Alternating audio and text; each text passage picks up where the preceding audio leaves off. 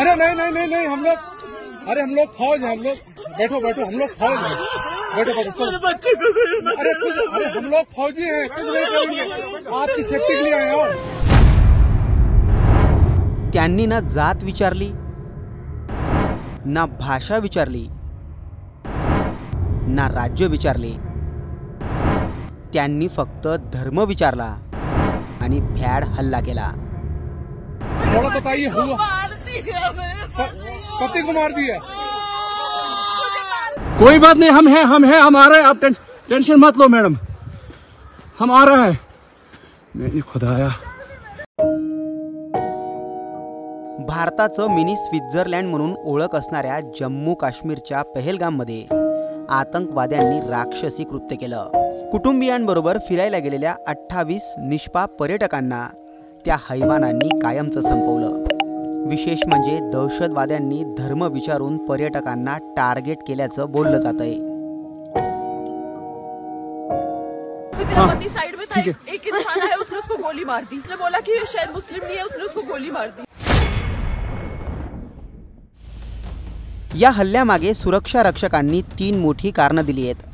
हल्ला करणारे दहशतवादी नेमके कुठल्या संघटनेचे होते, त्यांनी लोकांना असं धर्म विचारून का टार्गेट केलं, असं करण्यामागे त्यांचा नेमका हेतू काय होता, याचाच सविस्तर आढावा या व्हिडिओतून घेणार आहोत। 22 एप्रिलला या दृश्यांनी अख्खा देश हादरला। कुटुंबासोबत फिरायला गेलेल्या निष्पाप पर्यटकांवर दहशतवाद्यांनी भ्याड हल्ला केला।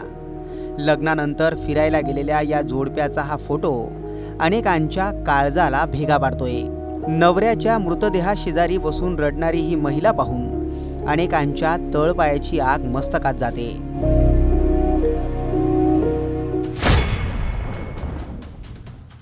विशेष म्हणजे धर्म विचारून पर्यटकांना टार्गेट करणाऱ्या राक्षसी वृत्तीवरून अख्ख्या देशात संतापाची लाट उसळली आहे। पण दहशतवाद्यांनी असं का केलं, यामागचं मोठं कारण आता समोर आलंय। या हल्ल्याची जबाबदारी द रेजिस्टन्स फ्रंट या दहशतवादी संघटनेनं घेतली आहे। आतापर्यंत काश्मीरमध्ये जैश ए मोहम्मद, लष्कर ए तोयबा आणि हिजबुल मुजाहिद्दीन या 3 संघटनांनी दहशतवादी कारवाया केल्या आहेत। 2019 नंतर याच दहशतवादी संघटनांनी अशी प्रॉक्सी नावे वापरण्यास सुरुवात केली आहे। दिव्य मराठीने दिलेल्या वृत्तानुसार सुरक्षा दलाचे अधिकारी अशी नावे वापरण्याची प्रामुख्याने 3 कारणे देतात। त्यातलं पहिलं कारण असं आहे की दहशतवादी नवीन नावांद्वारे हे सिद्ध करू इच्छितात की काश्मीरमध्ये दहशतवादाची एक नवीन लाट आली आहे। 2. दहशतवाद्यांनी जाणीवपूर्वक धर्मनिरपेक्ष दिसणारी नावे ठेवली आहेत। त्यांच्या संघटना धर्माच्या आधारावर स्थापन झाल्या नाहीत असं त्यांना यातून दाखवायचं असतं। 3. अशा नावांमुळे स्थानिक संबंध दिसून येतात। हा अतिरेकी गट नसून स्थानिक लोकांचाच गट आहे हे दहशतवाद्यांना यातून भासवायचं असतं।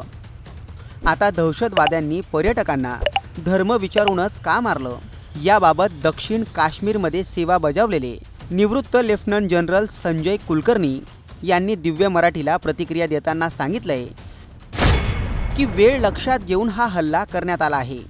अमेरिकेचे उपराष्ट्रपती भारतात आले आहेत, आपले पंतप्रधान सौदी अरेबियाच्या दौऱ्यावर आहेत, पाकिस्तान आपल्या ओव्हरग्राऊंड वर्कर्सच्या माध्यमातून असे हल्ले करत आहे।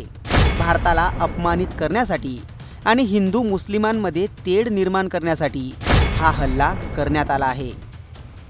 देशातील ऐक्य धोक्यात जावं, देशात अशांतता निर्माण व्हावी आणि भारताची आंतरराष्ट्रीय स्तरावर बदनामी व्हावी या उद्देशानं दहशतवाद्यांनी जाणीवपूर्वक हिंदूंना टार्गेट केल्याचा संशय संजय कुलकर्णी यांनी व्यक्त केला आहे।